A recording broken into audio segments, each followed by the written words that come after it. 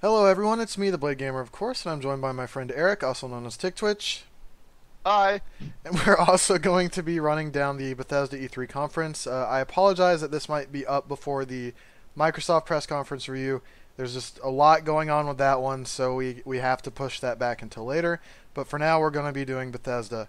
So the first thing that we want to talk about is the Evil Within 2.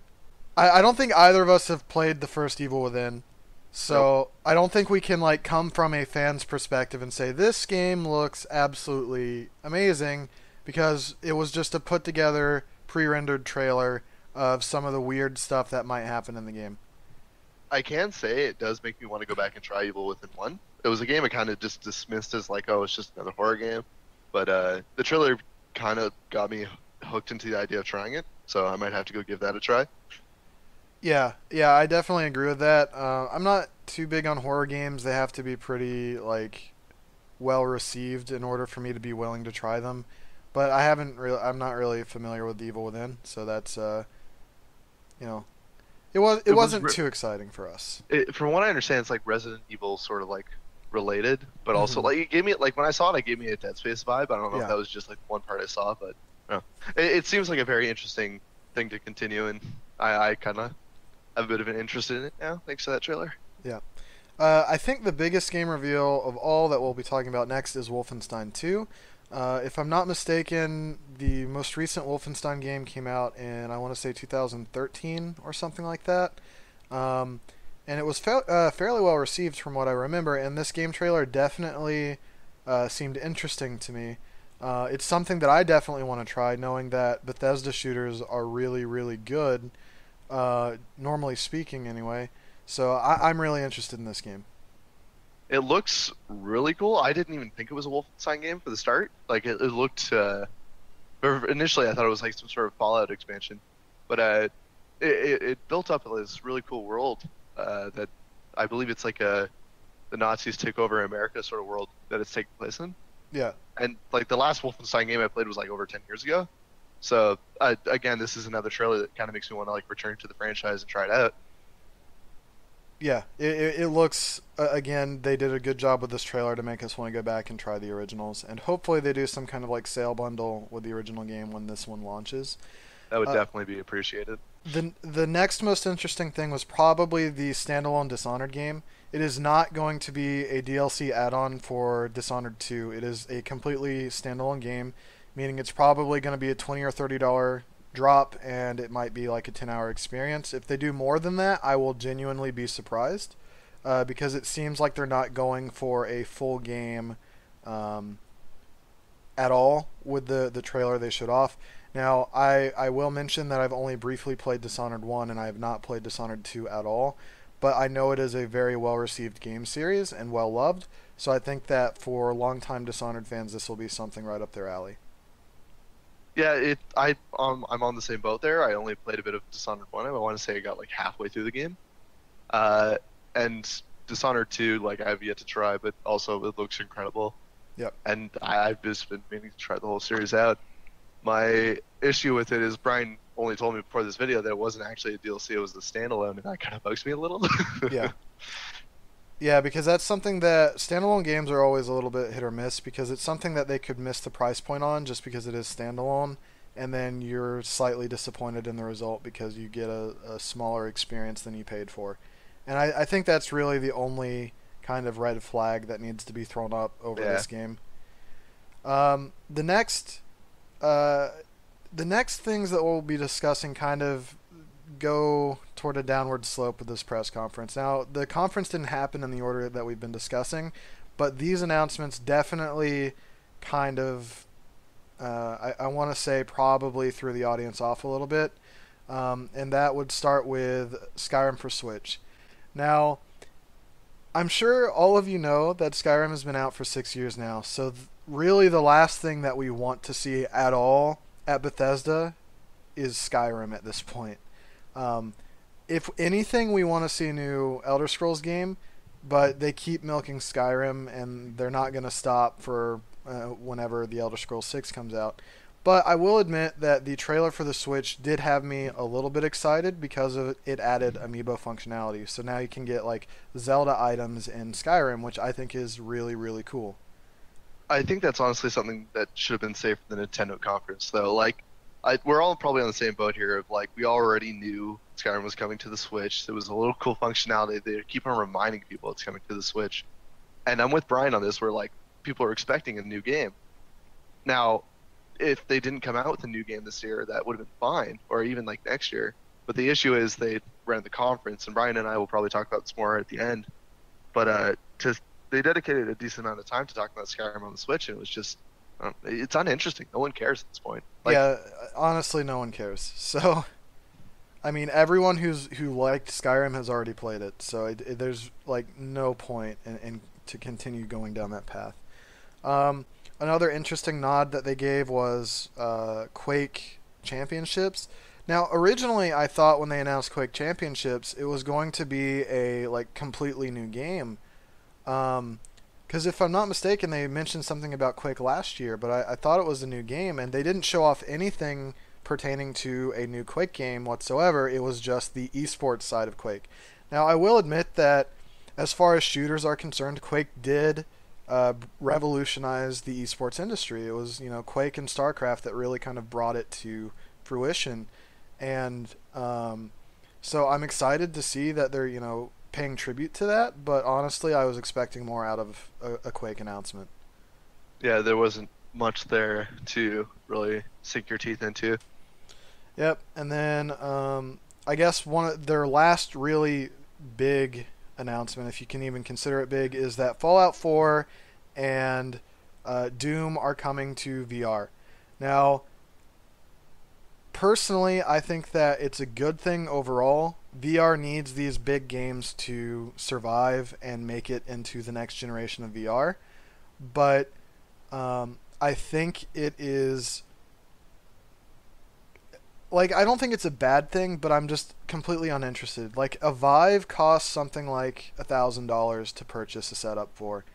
And that doesn't even include the PC specs that you have to worry about to run it. You need ridiculous PC specs. So you're investing something like $3,000 into a VR setup for PC. And I think that is why VR is struggling to take off right now. But it is definitely getting better, and I'm interested to see what the support is like for these games. I think it's a double-edged sword with the VR situation because with the conference that we had, Bethesda really only going back to Evil Within 2 and Wolfenstein. Those are games not actually made by Bethesda; they're games they publish. Yep. And when Bethesda brought out Skyrim on the Switch and then VR Fallout and VR Doom, it kind of just like hit the audience of like, this is what you've been working on. Yeah, yeah.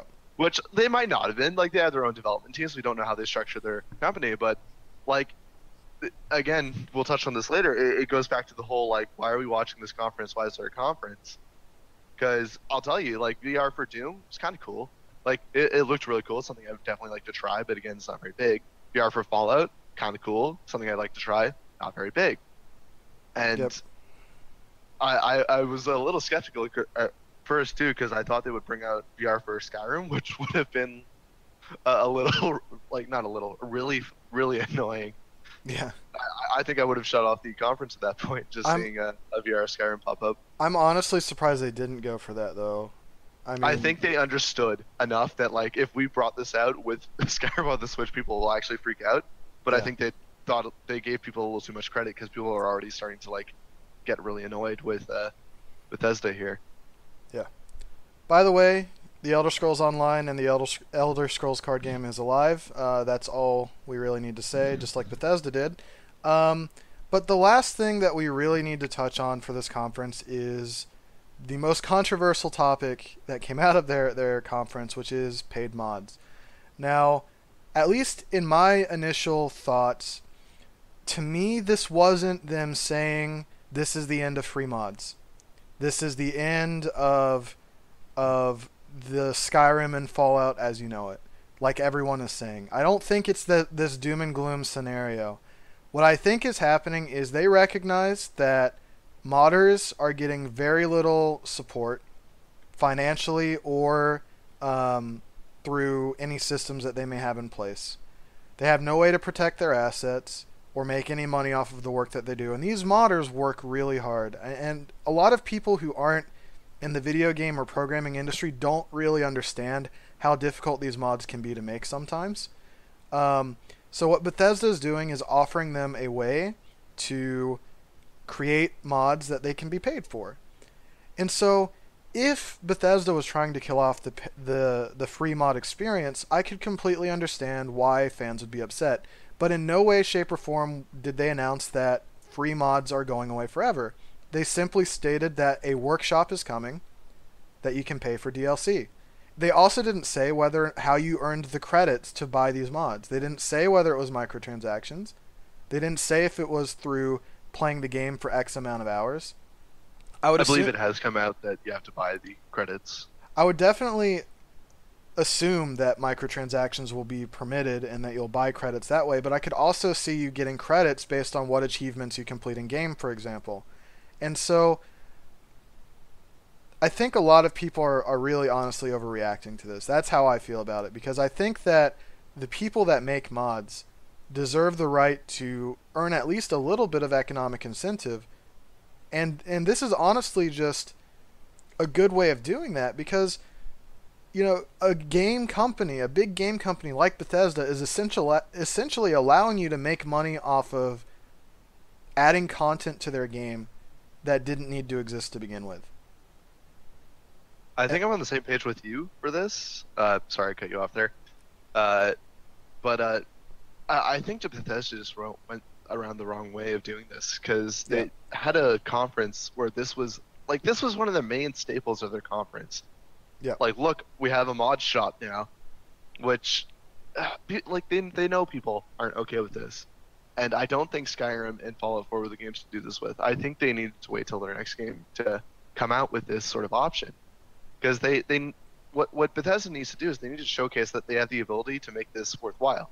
Because if they're implementing a paid mod structure and providing nothing to it, which they've already said they'll be providing assistance to the modders, and they had details on that, but people aren't going to see that until it actually happens. And with Skyrim's infrastructure already set up and Fallout 4's infrastructure nearing its prime, I want to say, it's people already have these mods, and the whole shuffle around of oh, now this is not free, this is being stolen. Why would I pay this much for this mod that doesn't even do anything almost?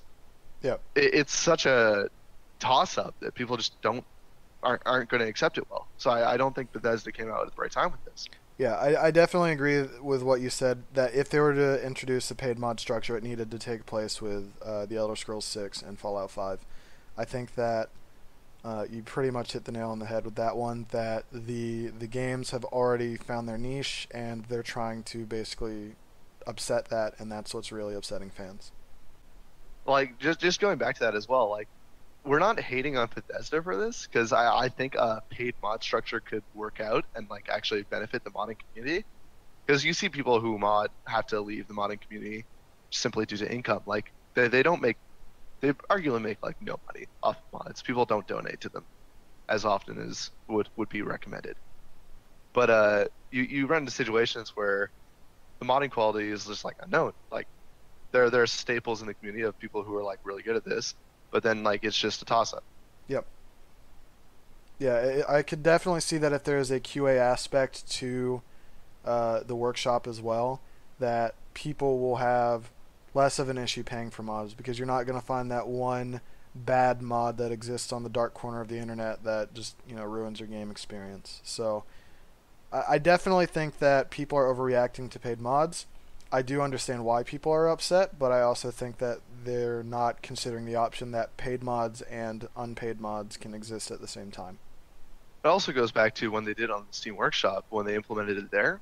We had the issue of, I believe creators were getting less than 50% of the cut, if I can remember correctly. Yeah, I definitely think that it was something low like that. So again, these are the people coming out with the content, even though they're using the Skyrim structure and the tools made by Bethesda. It's their time and effort. So people weren't happy when they saw like modders, I believe, were getting like 30, 40% of Yep. whatever sale was coming out of it. Yep. So if Bethesda comes in here with a decent, like a fair cut, assistance from the actual like developers of any Elder Scroll, not Elder Scrolls specifically, Bethesda game, Yep. uh, and on top of that, like providing like additional tools, maybe a page structure for them to be able to actually consistently work on their mods. Yep. Like I only see it like growing, but again, I think it touches on like this came out at the wrong time. Yeah, I completely agree. All right, so Eric, if you were to give this conference a letter grade, what would you give it? I'm so I'm leaning towards an F. Yeah, I'm going to give the conference an F or an F plus. Like the conference F was plus. just. I know that's just to add insult to injury, where it's like you Yeah. could have been better, but you still failed. Honestly, the conference was just a disappointment on all levels. Wolfenstein and The Evil Within 2 look great, but you know, one, they're only the publishers of the game, they're not the developers, and two, it's not worth holding a 40-minute conference for those two games alone. And I honestly think that Bethesda should have just skipped and shown off Skyrim for Switch at Nintendo's event, and that would be that. So I think that they missed pretty much everything on all levels. But I will give them the benefit of the doubt when it comes to the paid mods. I think that the fan base is overreacting a little bit, but I do understand the reservations. I agree with pretty much everything you said there. I don't think Bethesda needs to be crucified over this, but I just don't think they needed the conference whatsoever. It was a very weird play on in my eyes on why they did that. All right. Well, with that in mind, let us know what you think in the comments, and we will see you for the next press conference. Bye.